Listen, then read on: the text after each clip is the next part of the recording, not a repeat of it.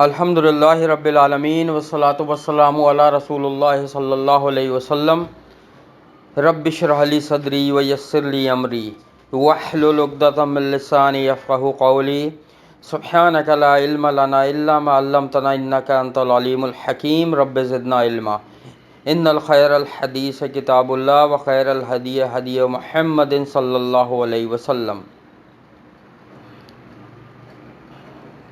ہم نے اپنی آخری کلاس جو تھی اس میں پڑھا تھا نبی کے بارے میں کہ نبی دنیا میں کیوں آتے ہیں، اور خاص کر نبی صلی اللہ علیہ وسلم نے آخری وقت میں مطلب جب تبلیغ کر رہے تھے تو تبلیغ کے دوران انہوں نے اپنے جو مشرکین مکہ تھے لوگ ان سے کہہ دیا تھا کہ میں تو اس رب کی عبادت کرتا ہوں جس نے اس شہر کو حرمت والا بنایا، کعبے کو حرمت کی جگہ اس شہر کو حرمت والا بنایا، اور جس کعبے کا رب ہے، اور میں تلاوت کرتا ہوں قرآن، تو گویا کہ جو ہدایت پائے گا وہ اپنے لیے پائے گا، اور جو گمراہ ہوا تو نبی صلی اللہ علیہ وسلم فرمائے میرا کام تو ڈرانا ہے، بس اس سے اپنا حساب لیا جائے گا، اور کہہ دیجئے تمام تعریفیں اللہ ہی کے لیے ہیں، عنقریب اللہ تعالیٰ تمہیں اپنی نشانیاں دکھائے گا، جو کچھ قرآن میں اور احادیث میں آئی ہیں میں نے بتا دی ہیں تفصیلاً، ٹھیک ہے، کہ دابۃ الارض کا نکلنا، دجال کا آنا، عیسیٰ علیہ السلام کا آنا، یہ بڑی نشانی ہے، پھر زمین کا دھس جانا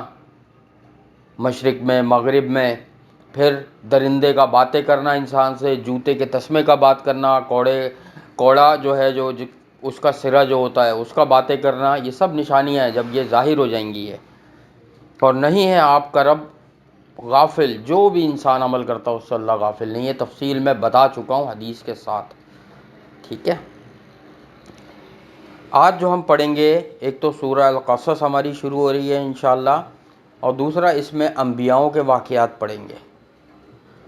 آج ہم پڑھیں گے کچھ چھوٹا سا انٹروڈکشن بنی اسرائیل کے بارے میں، موسیٰ علیہ السلام کا واقعہ، ٹھیک ہے۔ تو ہم شروع کرتے ہیں انشاءاللہ۔ اعوذ باللہ السمیع العلیم من الشیطان الرجیم من ہمزہ ونفخہ ونفثہ۔ بسم اللہ الرحمن الرحیم۔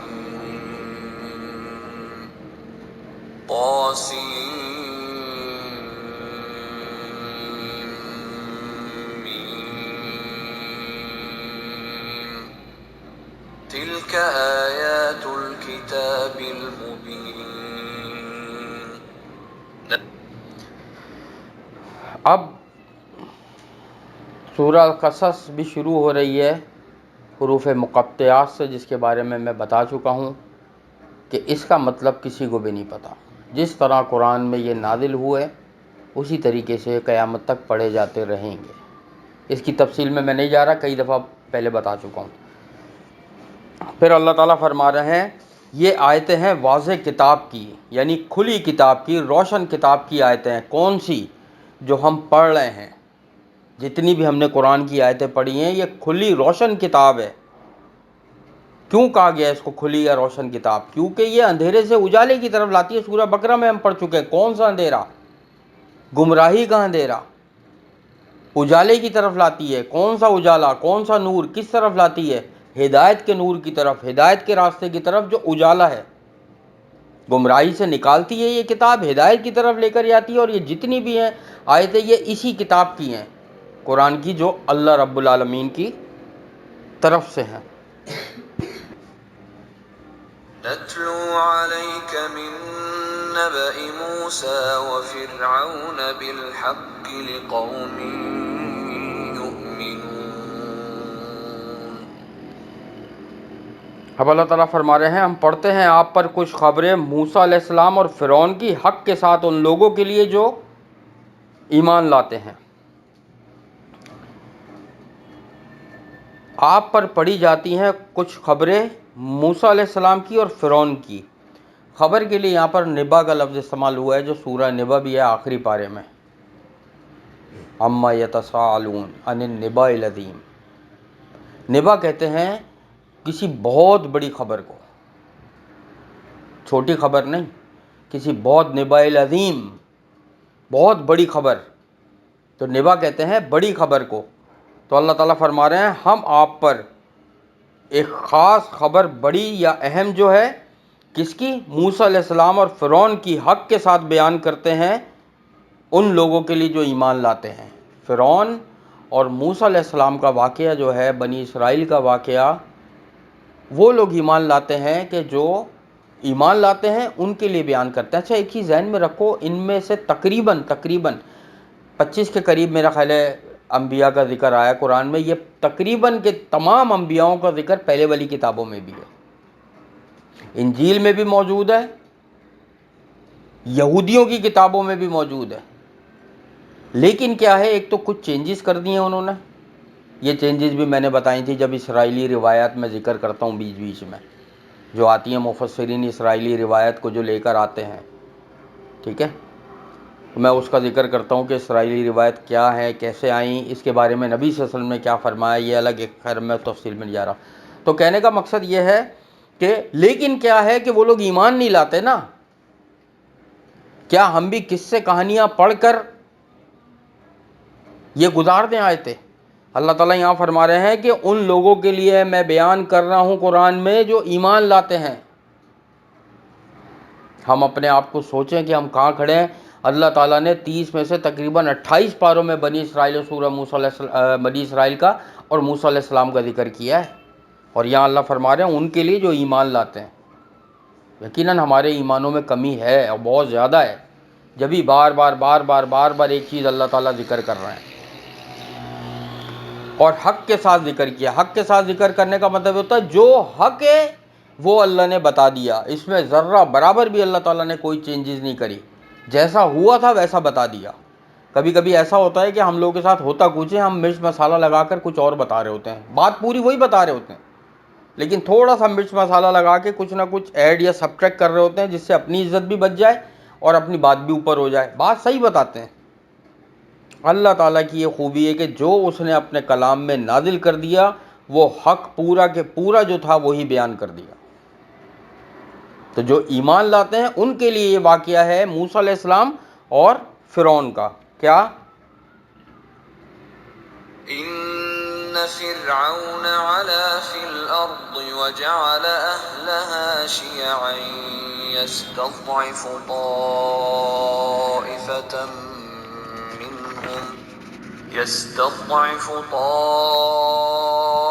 طائفة منهم يذبح أبناءهم ويستحيي نساءهم إنه كان من المفسدين۔ اب اللہ فرما رہے ہیں بے شک فرعون نے سرکشی کی زمین میں۔ فرعون بڑا سرکش تھا، ظالم تھا۔ اور کون سی سرزمین تھی فرعون کی؟ اس میں کچھ لوگوں کا خیال ہے کہ فرعون اس وقت پوری دنیا کا بادشاہ تھا، ایسا نہیں تھا۔ فرعون مصر کا بادشاہ تھا، کیونکہ موسیٰ علیہ السلام اس سے پہلے جب مدین کی طرف تھے تو آزاد تھے۔ فرعون صرف مصر کا بادشاہ تھا۔ مصر میں سرکشی کی اس نے بنا دیا اس کے رہنے والوں کو کئی گروہ، اس نے کمزور کر رکھا تھا ایک گروہ کو ان میں سے، وہ ذبح کرتا تھا ان کے بیٹے اور زندہ رکھتا تھا ان کی عورتوں کو۔ پہلی چیز ذہن میں رکھو کہ فرعون نے اپنے جو گروہ تھا، اپنی قوم تھی، فرعون کی قوم کون سی تھی پتہ ہے؟ کوئی بتائے گا؟ ویری گڈ، شاباش، بنی اسرائیل۔ بنی اسرائیل کو 4 حصوں میں ڈیوائیڈ کیا ہوا تھا، اس میں بھی 4 طرح کے طبقے تھے، گروہ بنی اسرائیل میں۔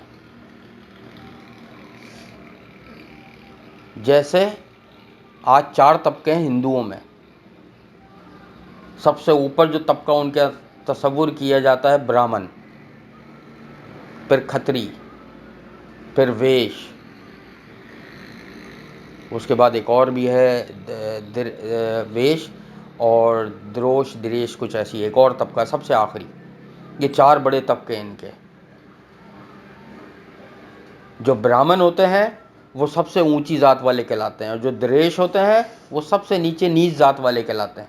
دیکھا ہوگا وہ اکثر ہندو ایک دھاگا باندھتے ہیں، جب قمیض ومیز اگر اس کے نیچے نا ایک دھاگا سا باندھتے ہیں، اس کے ان کے جو پنڈت ہوتے ہیں وہ پہچان ہی ہوتی ہے کہ اس کا تعلق کون سے گروہ سے ہے۔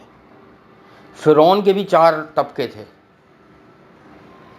اور سب سے نچلا طبقہ جو اس نے رکھا ہوا تھا نا، جس پہ سب سے زیادہ ظلم و ستم کرتا تھا، پتہ ہے کون سا طبقہ تھا؟ وہ سارے کھیت بناتے تھے، پہاڑ توڑتے تھے، ندی نہروں میں کام کرتے تھے وہ، بارش ہو، دھوپ ہو، گرمی ہو، سردی ہو، سارے مشکل ترین کام اسی گروہ سے لیتا تھا۔ وہ یہ تھا بنی اسرائیل جو آج اسرائیل میں آباد ہیں، جو فلسطینیوں پہ ظلم کر رہے ہیں۔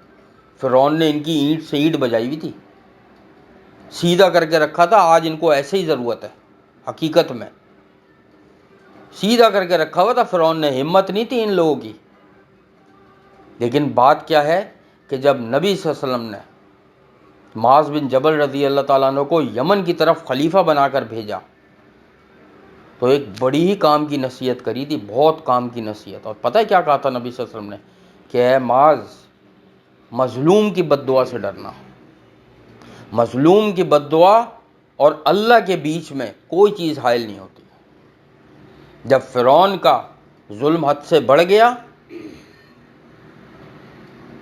تو پھر اس کے بعد اللہ تعالیٰ نے ان مظلوموں کی مدد کی، اور موسیٰ علیہ السلام، وہ ہم ڈیٹیل میں پڑھیں گے کس طریقے سے موسیٰ علیہ السلام کو آگے بھیجا، اور ہم نے پہلے بھی پڑھا ہے پوری تفصیل۔ لیکن بتانے کا مقصد یہ مظلوم کی بد دعا سے آج جو ہو رہا ہے فلسطین میں، دیکھی ہوں گی ویڈیوز، کیسے کیسے بچے جو ہیں چھوٹے چھوٹے، ہاتھ پیر ٹوٹے میں، کٹے میں، خون بہہ رہا ہے، نہ ان کی ماں کا پتہ ہے، کسی کے باپ کا نہیں پتہ، کسی کے بہن بھائیوں کا نہیں پتہ۔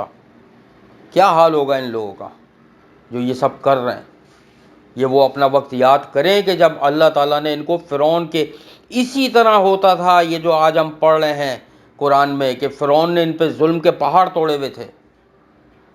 کیا فرما رہے ہیں اللہ تعالیٰ کہ وہ ذبح کر دیتے تھے ان کے بیٹوں کو اور زندہ رکھتے تھے ان کی بیٹیوں کو کہ اپنے یہاں غلام بنا سکیں، لونڈیاں بنا سکیں، اپنے گھر کے کام کرا سکیں، اور بیٹے جوان ہو کے کہیں باغی نہ ہو جائیں، سب کو ذبح کر دو۔ اتنا بڑا ظلم کیا تھا۔ اس ظلم سے اس بنی اسرائیل جیسی قوم کو، بدبخت قوم ہے میں تو کہوں گا کہ اللہ نے کتنے احسانات کیے ان لوگوں پہ، اور آج یہ کیا کر رہے ہیں اللہ کے بندوں کے ساتھ، اللہ کے دین کے ساتھ، کہ اللہ نے ان کو اس وقت نجات دی۔ وہ یاد کریں قرآن یہ پڑھ کے اپنی پوزیشن، سورہ بقرہ میں بھی تفصیل سے اللہ تعالیٰ نے فرمایا کہ یاد کرو ہماری نعمتوں کو، یاد کرو ہماری نعمتوں کو، یاد کرو ہمارے معجزوں کو، یاد کرو جو اللہ تعالیٰ نے آسمان سے دسترخوان اتارا تھا، کیا کچھ نہیں دیا تھا اللہ تعالیٰ نے۔ پھر اللہ فرما رہے ہیں کہ تمہارے بیٹوں کو قتل کرتا تھا فرعون، اور عورتوں کو زندہ رکھتا تھا، بچیوں کو، اور آج یہ وہی کر رہے ہیں۔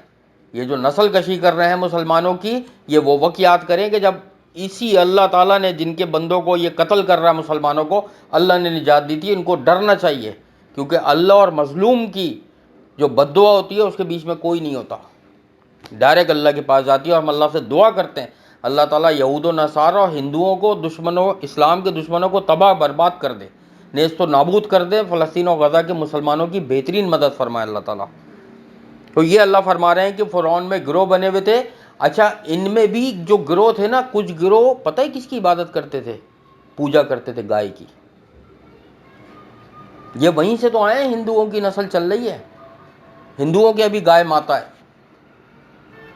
ان میں بھی چار وہی طبقے ہیں جو فرعون کے طبقے تھے، بس فرق یہ ہے کہ زمانے چینج ہوتے گئے، چیزیں ایڈ ہوتی گئیں، کیونکہ کوئی آسمانی دین تو ہے نہیں ان کا، انسانوں کا بنایا ہوا دین ہے۔ جو انسانوں کے بنائے ہوئے مذہب ہوتے ہیں اس میں چیزیں چینج ہوتی رہتی ہیں، جو اللہ کی شریعت ہوتی ہے وہ پوری قیامت تک ایک جیسی رہتی ہے، جیسے قرآن اور اسلام، اس میں قیامت تک چینجز نہیں کر سکتا کوئی۔ کیوں؟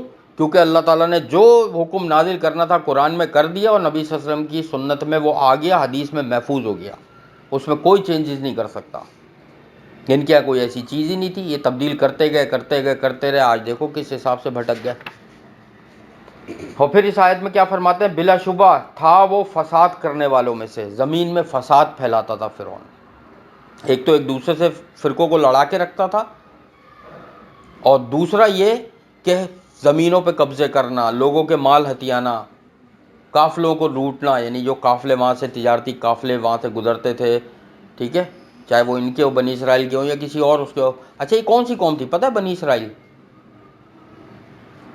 تم یاد کرو وہ واقعہ جب حضرت یوسف علیہ السلام مصر کے بادشاہ بنے اور ان کے بھائی ملنے ان کے پاس آئے تھے، تو جو بھائی ملنے آئے تھے نا، یہ ان کی نسل تھی، یہ ان کی نسل میں سے ہیں۔ سارا یہ سلسلہ ایسے چل رہا ہے پورا، اگر پوری ہسٹری یاد کرو۔